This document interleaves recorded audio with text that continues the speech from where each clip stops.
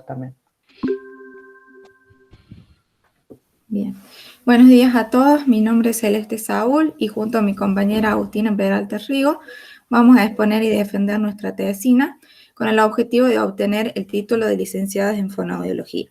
Nuestro trabajo se titula Relación entre el grado de severidad de la disfunción temporomandibular, la función masticatoria y los síntomas de trastorno deglutorio en pacientes con diagnóstico de disfunción temporomandibular del servicio de disfunción cráneo cérvico-mandibular de la Facultad de Odontología de la Universidad Nacional de Córdoba, cuya directora es la licenciada en fonoaudiología Miriam Quinteros.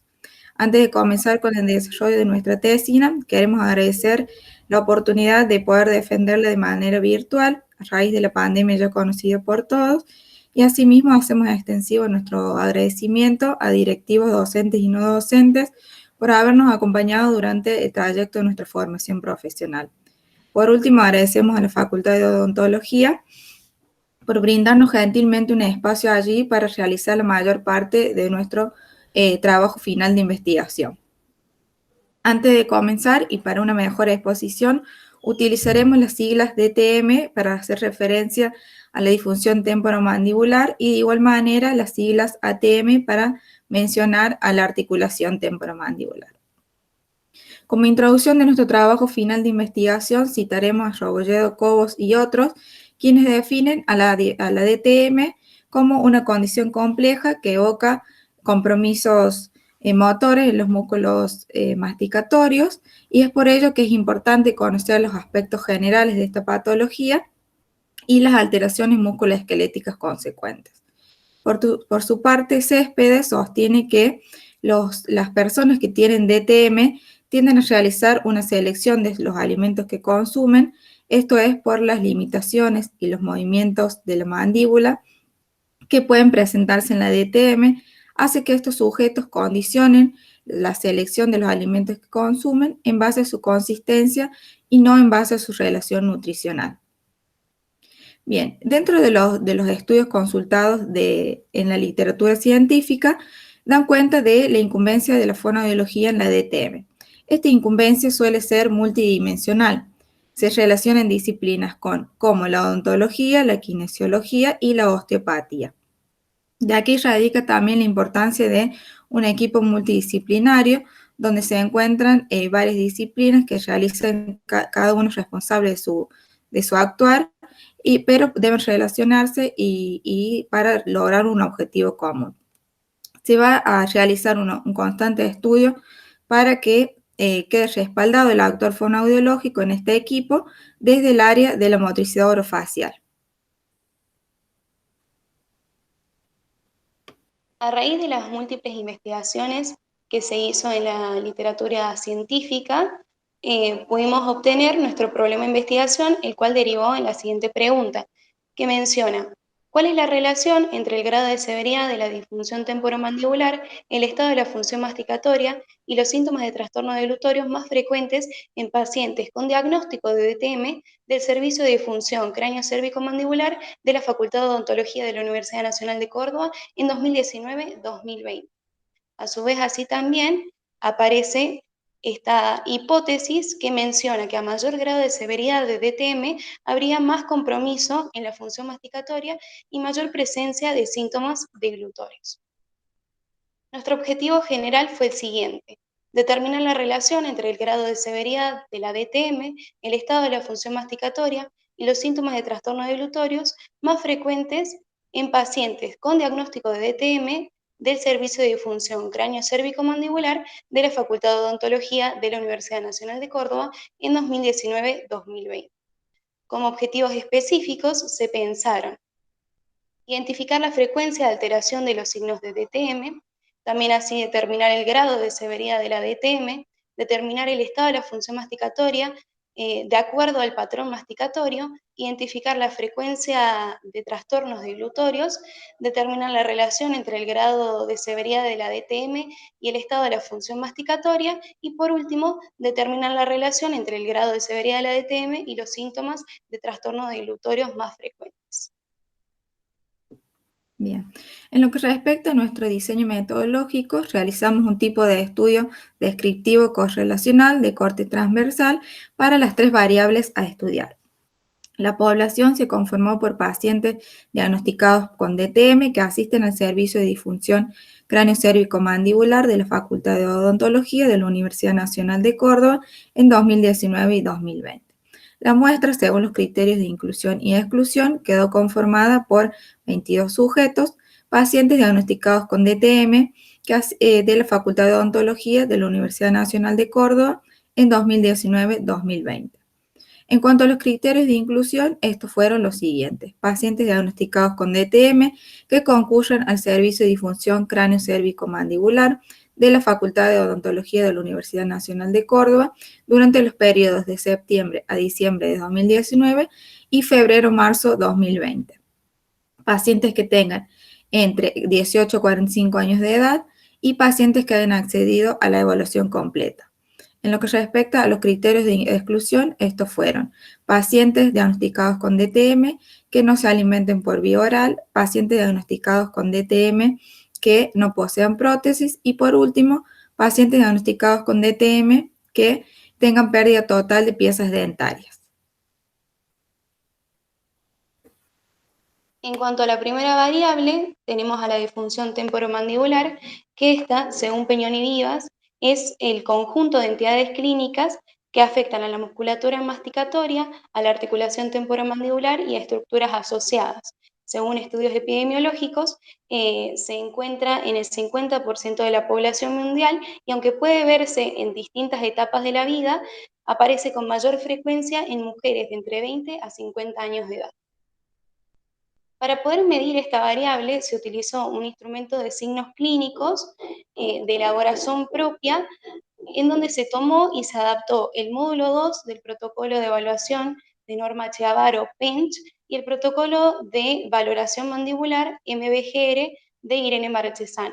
Esto fue así debido a que en las consultas a la literatura no encontramos protocolos de evaluación que se adapten en su totalidad a lo que nosotras queríamos investigar. Acá podemos observar el instrumento de elaboración propia, el cual determinaría el grado de severidad de la disfunción temporomandibular, en donde se evaluó en movimiento el rango de movilidad mandibular y el índice de movilidad mandibular, donde se tomaron los movimientos de lateralización, protrusión, también así apertura, cierre y grado de amplitud. Sensibilidad, donde se evaluó el dolor en movimiento y también el dolor en la zona articular, y por último la función, en donde se determinaría la existencia de signos clínicos, como por ejemplo subluxaciones y ruidos. A partir de la medición de los puntajes de los valores observados de las manifestaciones clínicas, se pudieron determinar 3 grados de severidad de disfunción temporomandibular. Estos fueron: leve, que iría de 1 a 8 puntos, moderada, que iría de 9 a 16 puntos, y severa, que iría de 17 a 25 puntos. Bien, en lo que respecta a la segunda variable, es decir, la función masticatoria, Constanzo la define como la ruptura mecánica del alimento en la boca y también puede ser considerada como la interrupción del mecanismo de transporte, esto es, desde la cavidad oral en su ruta al aparato gastrointestinal. Por su parte, Irene Marchesán la define a la función masticatoria como la fase inicial del proceso digestivo y se considera como la fase preparatoria de la deglución. Esta consta de 3 fases: incisión o mordida, trituración, pulverización y traslado del bolo o deglución propiamente dicha. En esta definición utilizamos dos autores, ya que se complementaban y se acercaban a la definición que queríamos utilizar para esta variable. En cuanto a la variable operacional, como dijo mi compañera anteriormente, utilizamos un instrumento de elaboración propia en donde empleamos el módulo 2 del protocolo PENCH y el protocolo MBGR. Aquí se evaluaba el patrón masticatorio con un puntaje, la función masticatoria, perdón, con un puntaje superior a 2. Bien. Aquí podemos observar el instrumento de elaboración propio, donde se evaluaron las 3 fases de apertura, fase de cierre y fase oclusal. En la fase de apertura se evaluó descenso mandibular, en la de cierre ascenso mandibular y en la fase oclusal contacto de dientes, número de ciclos y patrón masticatorio. Bien, la tercera variable fue síntoma de trastorno deglutorio y con respecto a ella, Alarcón define la deglución como una actividad neuromuscular compleja que puede iniciarse conscientemente. Está dividida en 3 fases: fase oral, fase faringolaringea y fase esofágica. Sus objetivos son el traslado del bolo alimenticio y la limpieza del tracto respiratorio. Cuando existen movimientos inadecuados de la lengua u otra estructura, durante la fase oral o faringolaringea se habla de un trastorno deglutorio como un hábito no fisiológico. En lo que respecta a la variable operacional, utilizamos un cuestionario estructurado de elaboración propia para valorar la frecuencia de aparición de los síntomas de trastorno deglutorio referidos por los pacientes evaluados. Aquí lo podemos observar a la evaluación donde evaluamos síntomas de trastorno deglutorio y en sus dimensiones problemas para ingerir diferentes consistencias de alimentos como sólidos, semisólidos y blandos, síntomas de gatillaje deglutorio, es decir, si utiliza líquidos para tragar y si tiene problemas para tragar. Dificultad para controlar el bolo fue la última subdimensión donde se evaluó problemas con el tamaño del bocado. En cuanto a las consideraciones éticas y a las técnicas de recolección, como dijo anteriormente mi compañera, la recolección de datos se realizó durante el transcurso de los meses de septiembre, octubre, noviembre y diciembre del año 2019 y febrero y marzo del año 2020 en el Servicio de Difunción Cráneo-Cérvico-Mandibular de la Facultad de Odontología de la Universidad Nacional de Córdoba.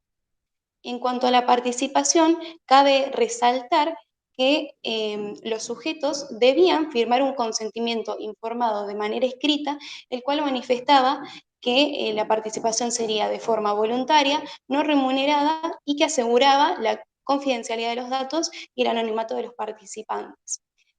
También es importante aclarar que en el año que nosotras empezamos a realizar nuestro trabajo de investigación final, no se sugería pasar el mismo por comité de ética y también así la reglamentación vigente en ese año tampoco lo mencionaba. En cuanto a la evaluación, la misma se realizó en una mañana donde íbamos a ir a tomar en 3 instancias. En la primera instancia se le brindaba a cada sujeto un cuestionario de síntomas de trastorno deglutorio, que es el que vimos anteriormente, y él debía completarlo de forma individual. En segunda instancia, las investigadoras tomaron esta variable, la DTM, mediante la ficha de valoración de signos clínicos. También así, en tercera instancia, se realizó una evaluación por parte de las investigadoras en relación a la función masticatoria, en donde se utilizó como alimento sólido una galleta. En cuanto a los datos recabados, los mismos fueron volcados en una tabla matriz en el software Excel 2010.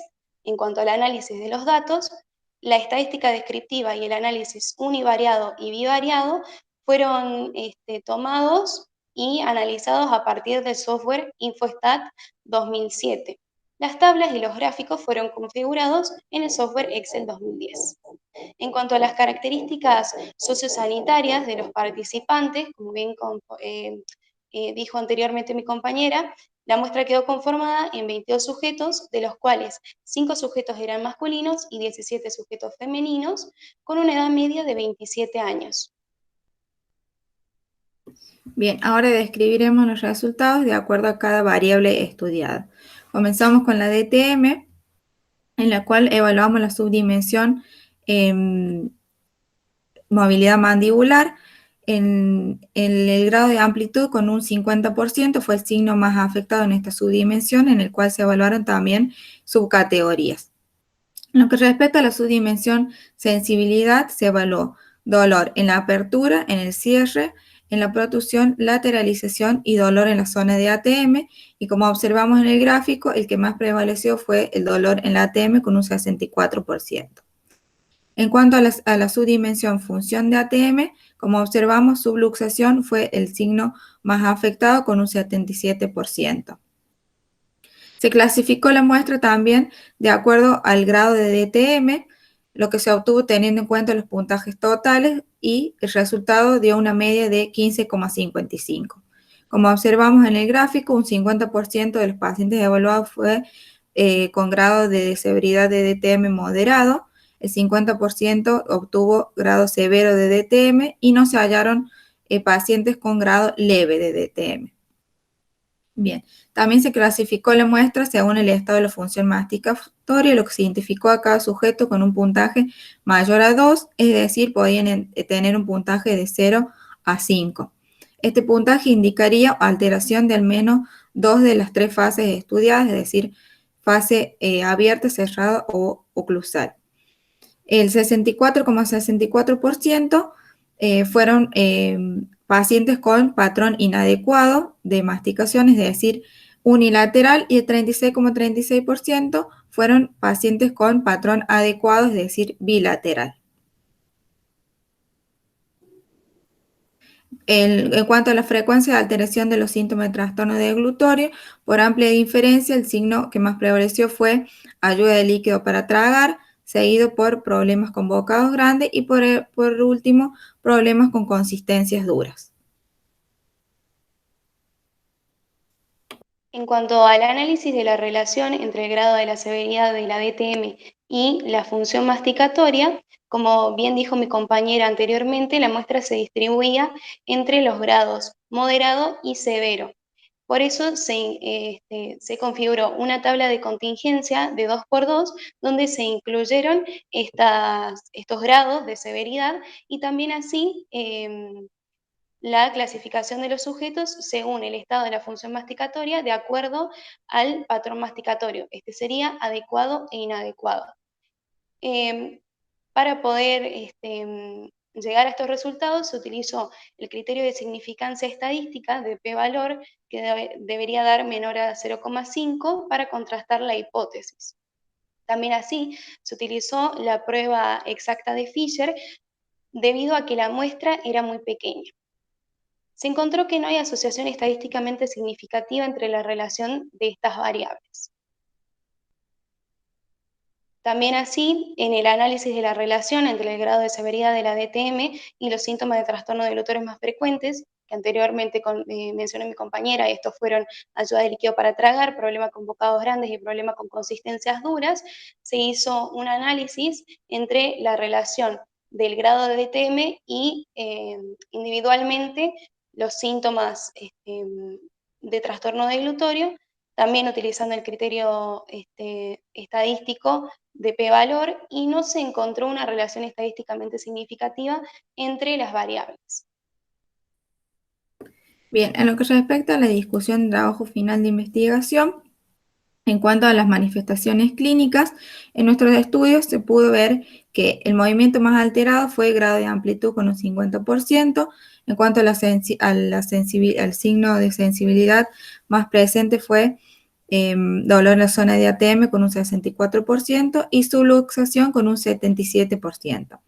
En cuanto a los estudios que vimos en la literatura científica consultada, por su parte, González Estéfano, los signos más alterados fueron apertura con un 77%, propulsión con un 53,9%, seguido por ruidos articulares con un 73% y por último dolor articular en 55,5%. Estudios más similares encontramos en el de Ross Santana, donde la función articular con un 82,2% y el dolor muscular con un 64,4% fueron los signos más prevalecientes. Como contrapartida, en nuestro estudio encontramos el de Cobos, Castros y otros, donde los ruidos articulares, el dolor muscular y limitación de movimiento fueron los signos más presentes en este estudio. En cuanto al grado de severidad de DTM, como dije anteriormente en los resultados, fueron 50% de pacientes con grado de DTM moderado, 50% con pacientes con grado severo de DTM y no se hallaron pacientes con grado leve de DTM. En cuanto a la literatura consultada, el estudio de Morenos Diegues, encontramos similitudes en cuanto al grado moderado, que fue con un 72,41%, seguido por el grado de disfunción leve, que se presentó en un 20,69%, y por último el grado severo estuvo afectado en un 6,90%. En cuanto al instrumento que utilizamos en nuestro estudio, fue un instrumento adaptado, no estandarizado, y en la literatura internacional encontramos en el estudio Rosantana que utilizan el índice de Gelkimo para evaluar el grado de DTM y es generalmente utilizado por los odontólogos.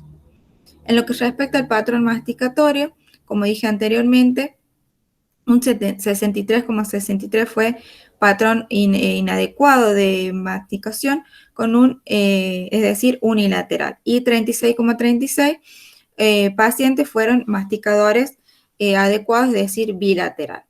En la literatura consultada encontramos similitudes con el estudio de Ortiz Cruz, que en un 58% de los pacientes evaluados referían masticar unilateralmente. Martínez, por su parte, menciona que el 78% de los pacientes sienten preferencia para masticar de un solo lado. Estos dos estudios son los que más coinciden con nuestro trabajo final de investigación en cuanto a que el patrón que más prevaleció fue el patrón unilateral.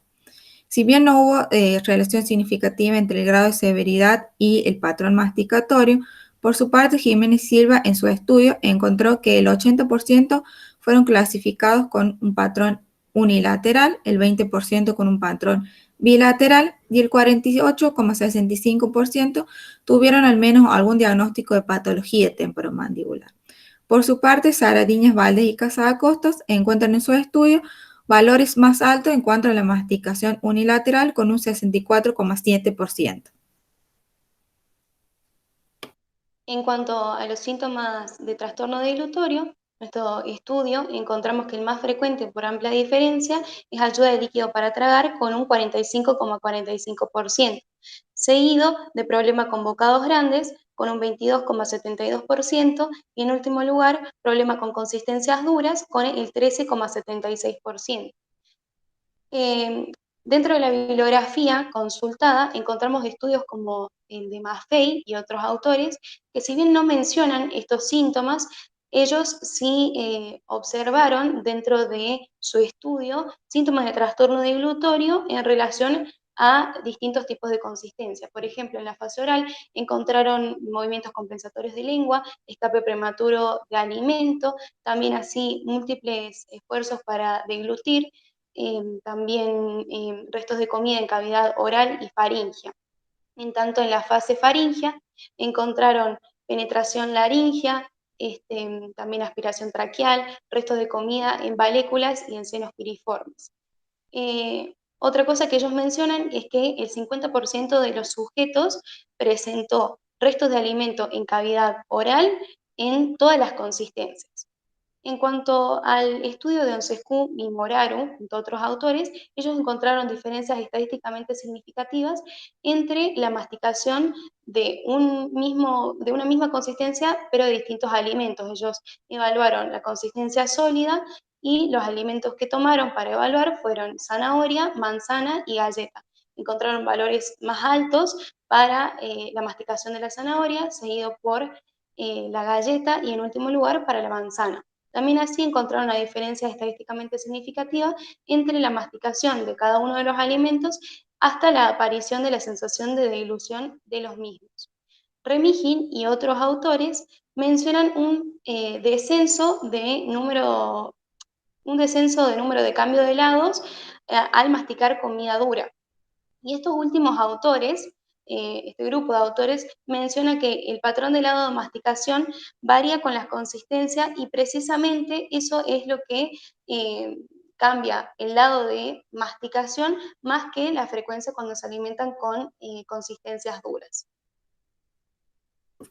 Bien, en cuanto a las limitaciones de estudio, la principal limitación fue que utilizamos un protocolo de evaluación adaptado no estandarizado. Otra de ellas fue que la disponibilidad horaria para recabar la muestra fue muy limitada. Esto era los días lunes de 9 a 12 horas y se presentaban alrededor de 5 pacientes por día. Otra limitación fue que el servicio de disfunción craneocervico-mandibular permanecía cerrado durante el periodo de feria, esto es diciembre, enero y febrero, por lo que se retomó la toma de la muestra a finales de febrero. Además, uno de nuestros criterios de inclusión fue que sean pacientes de 18 a 45 años de edad y en algunas ocasiones se presentaban pacientes mayores a esa edad. Por último, otra de las principales también fue las medidas tomadas por el gobierno nacional, es decir, el aislamiento social preventivo y obligatorio, lo que motivó al cierre de ciertas instituciones educativas universitarias, por lo que no se pudo seguir ampliando la muestra y esta fue muy pequeña. Para concluir, mencionamos que no se encontró una relación estadísticamente significativa entre el grado de severidad de la DTM y la función masticatoria, ni entre la DTM, la función masticatoria, con los síntomas de trastorno delutorio, por lo que la hipótesis planteada no se puede aceptar. Aún así, es importante resaltar que nuestro estudio pudo determinar el grado de severidad de la DTM de la muestra, que este se distribuía entre los grados de severidad moderado y severo. También es importante resaltar que se pudo encontrar una función masticatoria inadecuada prevalente y síntomas de trastorno específico dentro de esta muestra. Queremos también resaltar que en futuras investigaciones nos gustaría tomar estos análisis, estos resultados que encontramos junto a las limitaciones para poder investigar sobre la temática, teniendo en cuenta todo esto eh, que concluimos en la investigación.